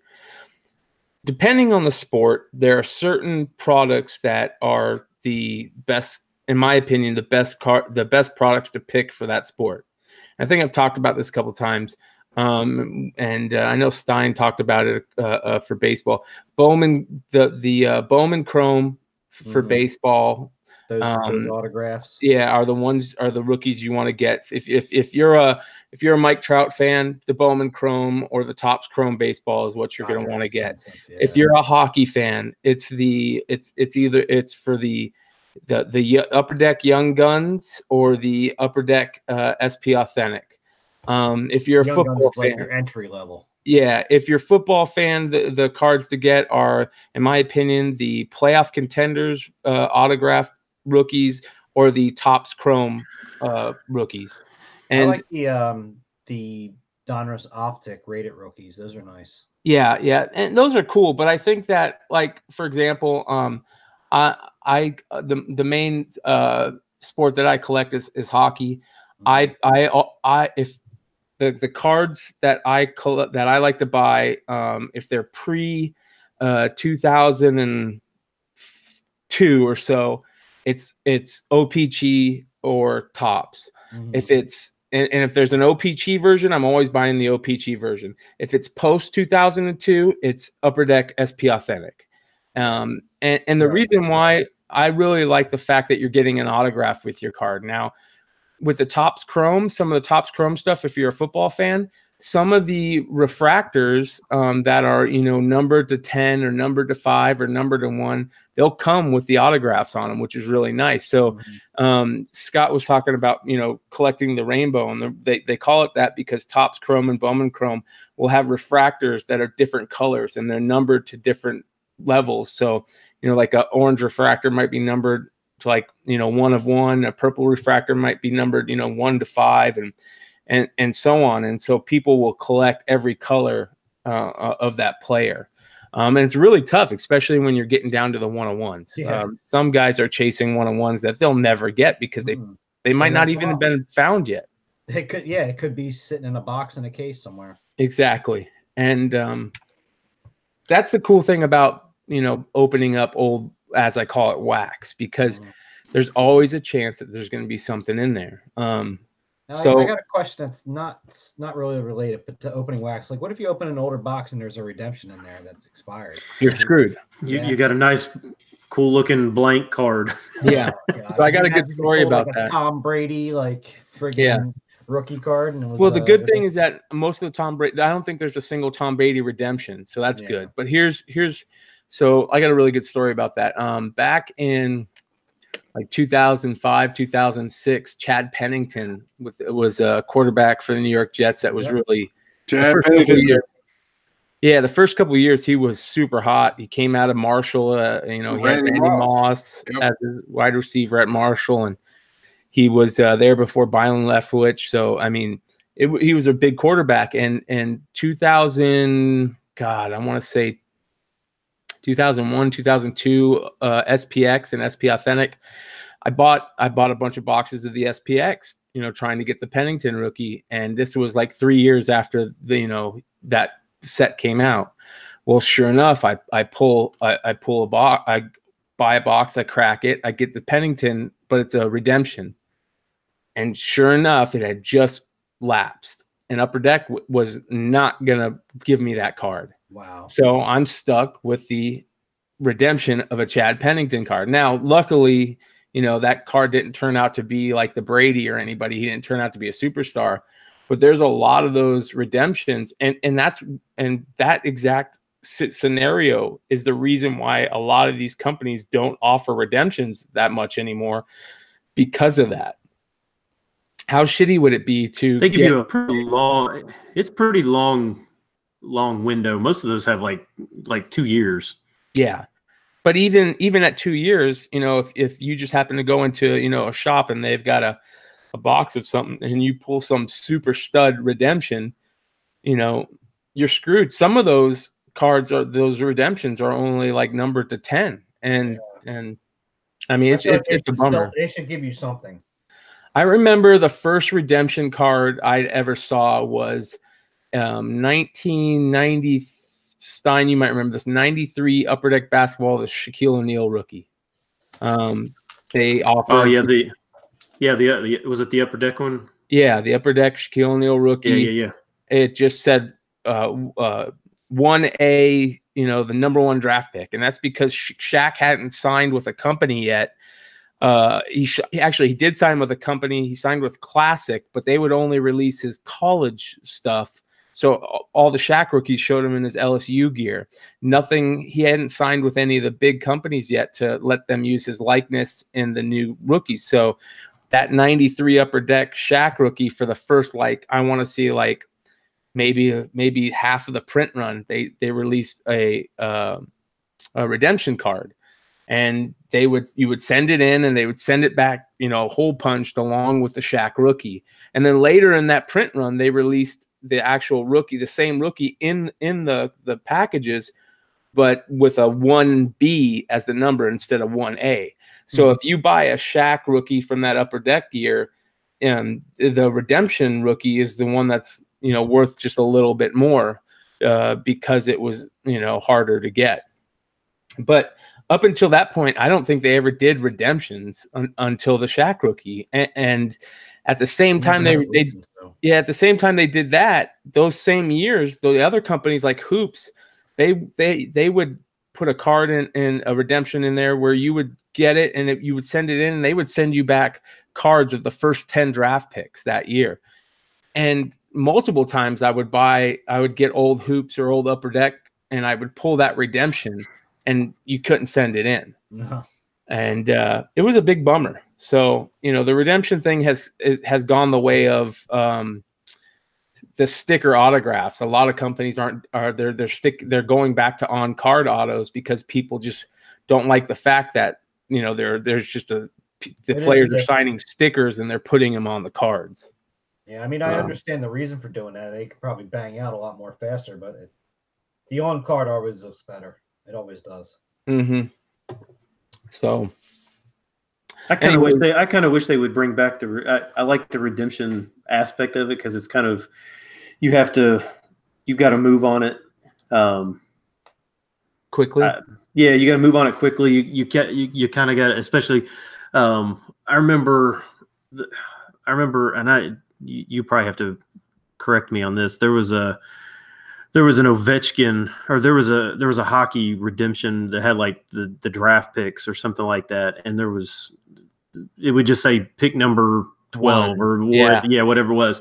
And I remember I had an Ovechkin out of that, and I don't even remember what company 2004, it was. Probably like 2004, 2005 is when that. Yeah, I can't remember what it was, but I actually happened to get the one, and at the time, I guess because it wasn't, because he was not the big rookie that year, right? The way that worked is, this is really funny. Yeah, the really funny thing about that year is 2004 was the lockout, so they didn't create a set that year. So the next year had 2 sets of rookies, and it had the Sidney Crosby and the Ovechkin rookie in the same set. That's what it was. Which was, in my opinion, there's very few card sets that will ever match 2004, 2005 Upper Deck SP hockey. You have the Ovechkin rookie, you have the Sidney Crosby rookie, you have the Getzlaf rookie, the Perry rookie, the Ryan Sutter rookie. The Henrik Lundqvist rookie. You have so many Hall of Famers, in that set that very rarely are you ever going to meet. It's kind of like the 83 quarterback, draft. 84 Topps Football has like 4 Hall of Fame quarterbacks in that set. That type of stuff is really cool when it comes to card collecting. And one of the cool things that Upper Deck Hockey did that year is they matched the 70-71 OPG design, which is a lot of people consider the greatest hockey card design ever made. And so it made the set even better. I mean, how can you make a set better than having Sidney Crosby and Ovechkin rookies in it? You make the design based on the greatest set ever made for hockey. So, I mean, they still sell boxes and cases of that set. So it's really cool.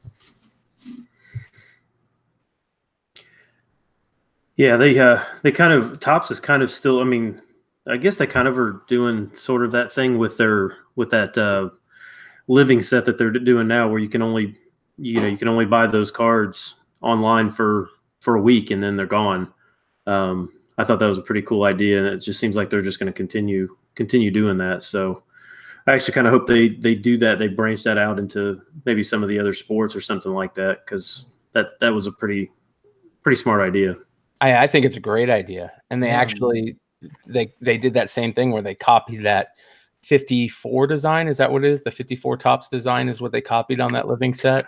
I think 53. 53. Yeah. I think it's 50. I think it's 53 Topps. Yeah. And which is considered the greatest card set of the card design of all time. I mean, it's like $7 a card, but but they only make, you don't know how many they're going to make of each card. Sometimes you'll get somebody that's, they only made,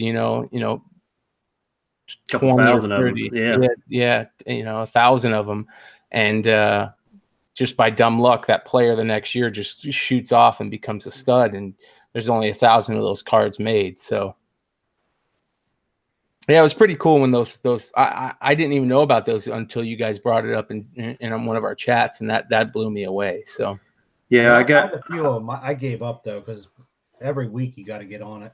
yeah, I got lucky and bought the first three that had Judge and two. Trout. Akis. No, yeah, it was I think it was Markakis and Akis maybe was in the second set, I think. I can't remember. There was two non big names or whatever, but I mean those shot up. The Judge was over ordered, and the two regular guys were way under ordered, so they jumped up a lot in price. They were like $200 cards at one point. Yeah, so I got lucky and bought those, but you know what I didn't like is they should have had a subscription service where you just sign up and they just bill you every week and send you it. Well, they did do that back. This is gonna be funny too. They did do that when they introduced Top Stadium Club.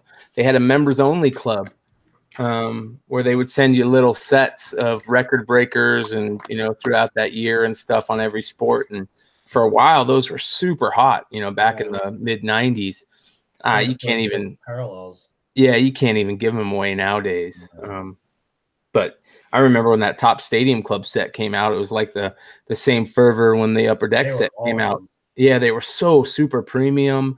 Like they had you remember the back of the back of the card had the Topps rookie on it. They would show you the rookie card if you know if it was the Topps rookie. That was so cool. Oh, no border. Yeah, no border. I mean, that Frank Thomas in that first 92 Stadium Club or 91 Stadium Club, that Frank Thomas and that Ken Griffey Jr. in that set were just so beautiful. I mean, pretty much all the cards. The photos on them were amazing. Yes. And that high gloss finish, that was like one of the first real high gloss. Yeah. I bought I think like 2 years ago, I bought a box of the Stadium Club football because that's where the Favre rookie is. Yeah. And opening those packs was just about the worst thing I'd ever done because they stick together.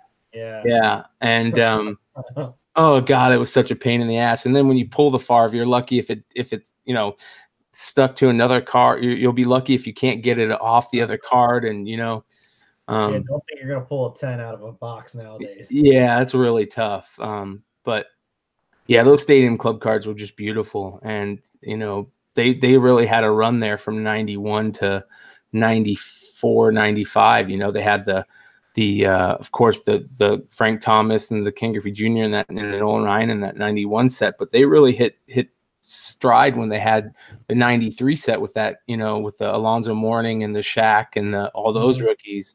I remember as a kid at that time, I walked into a Fry's grocery store and they had the Stadium Club Series 2 basketball from that year. And I bought the whole box, and they literally pulled out a pack and swiped it 36 times.